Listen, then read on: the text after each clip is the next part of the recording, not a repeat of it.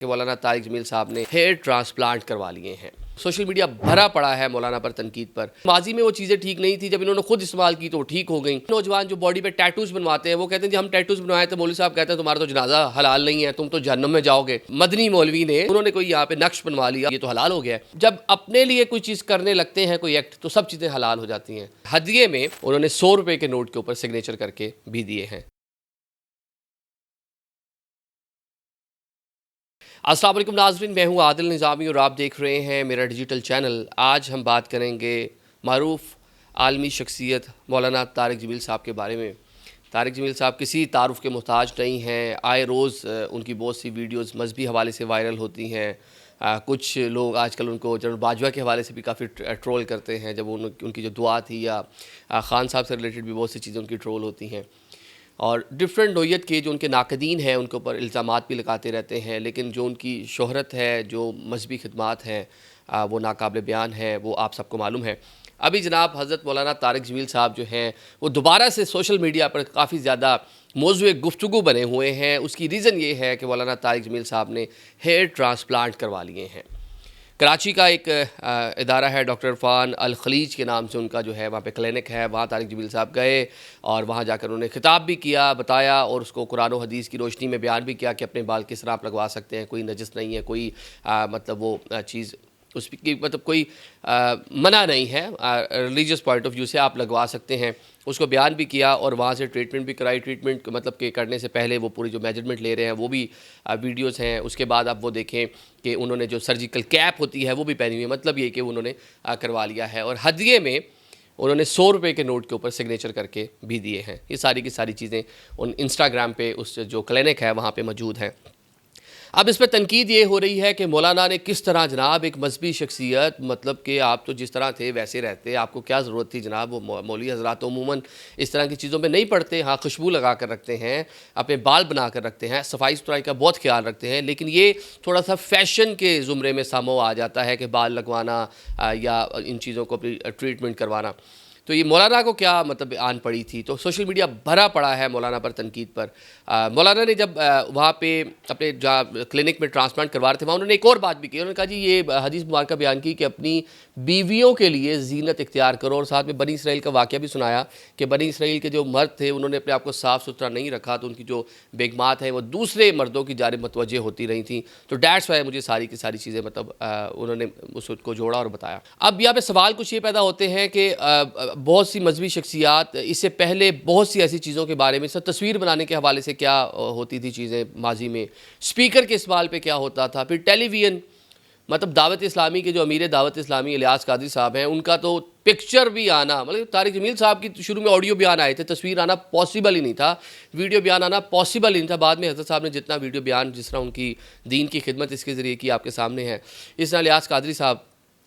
तो बहुत से नौजवान जो हैं वो जब माजी में इन्हीं शख्सियात की बयानात देखते हैं, इनका तर्ज़ अमल देखते हैं तो बात करते हैं माजी में वो चीज़ें ठीक नहीं थी, जब इन्होंने खुद इस्तेमाल की तो ठीक हो गई। इस तरह ट्रांसप्लांट को लेके भी मुख्तलिफ उलमा कराम की मुख्तलिफ राय है। बाल का ट्रांसप्लांट वो कहते हैं जी अपने बाल लगवाना कोई मसला नहीं है। बहुत से नौजवान जो बॉडी पे टैटूज़ बनवाते हैं वो कहते हैं जी हम टैटूज़ बनवाए थे, मौलवी साहब कहते हैं तुम्हारा तो जनाजा हलाल नहीं है, तुम तो जहन्नम में जाओगे।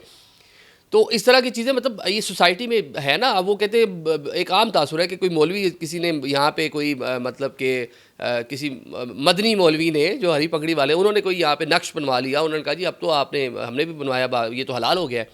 क्योंकि इसलिए हलाल है कि ये इसकी निस्बत वहाँ से है। तो कोई मस्जिद नबवी का टैटू ना बनवा के आ जाए यहाँ पे तो हो सकता है। मतलब कि मजहबी तौर पे किसी हर कोई आज़ाद है उसकी, लेकिन वो कहते हैं जब आपकी आज़ादी आए तो आप उस पर बड़े ईजी हो जाते हैं और कुरान और सुन्नत के हवाले देते हैं और आराम से निकल जाते हैं। और हमारी दफ़ा उसी कुरान और सुन्नत से उन चीज़ों को आप मना कर देते हैं। तो एक ये बहस एक नई छिड़ गई है तारिक जमील साहब के हवाले से। तारिक जमील साहब बड़ी शख्सियत हैं, लेकिन पिछले कुछ टाइम से इन्होंने जितना माशाल्लाह फ़ेम आलमी सतह पर इनको मिला, सऊदीया जाते हैं, इंडिया से लोग आते हैं इनको मिलने के लिए, मतलब कौन कौन सी शख्सियात ऐसी हैं जो इनकी मतलब तारीफ़ नहीं करती। और एक ऐसी शख्सियत आफ्टर लॉन्ग टाइम पाकिस्तान में, बल्कि ना सिर्फ पाकिस्तान मुस्लिम उम्मा में, जिस पे तमाम जो मकातब फ़िक्र थे उनका इत्तफ़ाक़ था। कम अज़ कम मैं उम्रा करने गया, मुझे आज भी याद है कि लिफ्ट में एक ट्यूनस की एक फ़ैमिली थी। उन्होंने मुझसे बात शुरू होगी कि सऊदीया में 10-10 12-12 मंजिला लिफ्ट होती हैं। काफ़ी देर वेट भी करना पड़ता है। तो मैंने कहा मैं पाकिस्तान से हूँ। उन्होंने कहा अच्छा आप तारिक जमील साहब की कंट्री पाकिस्तान से। तो मुझे बड़ा अच्छा लगा कि पाकिस्तान की वजह शोहरत, जहाँ इमरान खान साहब दुनिया में पाकिस्तान की वजह शोहरत है, नुसरत फ़तेह अली ख़ान साहब थे, तारिक जमील साहब एक मजहबी हवाले से पाकिस्तान की शोहरत थे, पूरी दुनिया में लोग उनको जानते थे। तो अब जो इनके बारे में पिछले कुछ टाइम से क्रिटिसिज्म हो रहा है वो इनकी बहुत सारी चीज़ों को लेकर हो रहा है। एक के मौलाना के बारे में था कि मौलाना जो अमीर लोग हैं, अमीर कबीर, उनकी शादियों में जाएंगे, उनका निकाह, उनका जनाजा पढ़ाएंगे। ये पेट है वो, मास्टर टाइल वालों की शादी होगी तो वहाँ निकाह मौलाना ने पढ़ाना है। नवाज शरीफ साहब की अहलिया मर जाएंगी तो वहाँ इस तरह होगा।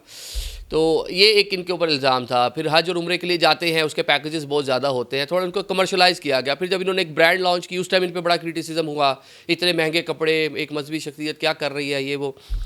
फिर जो सबसे ज़्यादा मौलाना के ऊपर क्रिटिसिज्म हुआ वो इनके साहबजादे की जो वफ़ात थी, जिसने सुसाइड कमिट की। उसके बाद जो मौलाना का बयान था कि अगले ही रोज़ कि वो एक मुझे पेशावर से या जहाँ से भी एक हज़रत साहब की कॉल आई, जिन्होंने कभी ज़िंदगी में मतलब मिस ही नहीं की, नमाज ही मिस नहीं की, जिन्होंने एक दिन में 1 लाख बार दुरूद शरीफ पढ़ते हैं। लोगों ने दुरूद शरीफ की टाइमिंग का कैलकुलेट किया कि मिनिमम छोटे से छोटा दुरूद शरीफ भी होते एक दिन में कितनी बार पढ़ सकते हैं। फिर साथ में उस तरह की जो डेथ है कि एक हराम मौत कहते हैं ना, मतलब जो सुसाइड कमिट करना, उसके बारे में कि नबी पाक सल्लल्लाहु अलैहि वसल्लम इस्तकबाल कर रहे हैं। तो मौलाना बहुत ज़्यादा उनके ऊपर क्रिटिसिज्म हुआ। लेकिन वहाँ पे उनको थोड़ा सा, मैं इसलिए भी, मजहबी शख्सियत होना तो नहीं चाहिए, चलो उनका साहबजादा था, उनके जज्बात थे, लेकिन उसको सामने लोगों ने रॉन्ग नंबर कहा और उसके ऊपर क्रिटिसिज्म हुआ। अब इन्हीं चीज़ों में एक और क्रिटिसिज्म आजकल बहुत ज़्यादा, जनरल बाजवा, ये तो मौलाना शुक्र पढ़ें कि पीटीआई के जो दोस्त हैं हमारे, वो भी उस टाइम सपोर्ट कर रहे थे बाजवा साहब को। उसी दुआ में इमरान खान और बाजवा साहब दोनों के लिए दुआ की गई थी, इसलिए बचत हो गई। अदरवाइज़ तो अगर पीटीआई वाले दोस्त मौलाना के पीछे पड़ जाते तो मौलाना को ख्वाब में भी जनरल बाजवा नज़र आते। उन्होंने जो इतना ट्रोल करना था, क्योंकि बड़ी एक्टिव हैं सोशल मीडिया पर। तो बाजवा साहब के बारे में जो दुआ की गई, अल्लाह मियाँ ऐसा जनरल ये पता नहीं मिल गया है हमें, कहाँ से मिल गया है, और साल बाद जो बाजवा साहब ने किया और फिर बाजवा साहब के साथ जो हुआ वो अब आपके सामने है। तो मौलाना उस पूरे इंसिडेंट से जो बैक टू बैक हुए हैं इनके साथ, तो मौलाना की पॉपुलैरिटी कोई माने ना माने पिछले कुछ टाइम में कम हुई है। इस साल आपको रमज़ान शरीफ में मौलाना की उस तरह की चीज़ें नज़र नहीं आई, मौलाना की उस तरह के खिताबात नहीं नज़र आए, मौलाना की उस तरह की एक्टिविटीज़ नज़र नहीं आ रही, जलसे जुलूस नज़र नहीं आ रहे। अब मौलाना भी अपने आप को खुद कुछ ना कुछ महदूद कर दिया है। अब ये बालों का मामला है, जहाँ आँखों की ट्रांसप्लांट हो सकता है, इसके बारे में भी उलमा कराम का बड़े हैं, वो कहते हैं किसी से लेकर आप कर रहे हैं। आजकल IVF एक चल रहा है, उसमें फिर कोई आ जाएगा कि स्पर्म्स और तो मियाँ बीवी के हैं, अगर वो जेंडर सिलेक्शन कर रहे हैं फिर किसी को क्या मसला है। उसके बारे में हलाल हराम के फतवे अभी तक चल रहे हैं। अभी तक हम तो इस्लामिक बैंककारी और ये जो सूद और इसके ऊपर ही नहीं क्लियर हो पाए। मुख्तलिफ़ किस्म की आरा आती हैं लोगों की। तो अब इस पे अब आगे क्या होगा क्या नहीं, लेकिन उनकी अपनी बहसियत एक ज़ाती उनकी मर्ज़ी है, वो जितने मर्ज़ी बाल जहाँ जैसे मर्ज़ी करवाएं, कोई नहीं उनको रोक सकता। वो अल्लाह ने उनको इजाज़त दी है जनाब, वो अपने अच्छे बुरे के मालिक हैं। लेकिन लोग ये सवाल करते हैं, जब ये मजहबी शख्सियत, मैं मौलाना की बात नहीं कर रहा, ओवरऑल बात कर रहा हूँ, जब अपने लिए कोई चीज़ करने लगते हैं, कोई एक्ट, तो सब चीज़ें हलाल हो जाती हैं।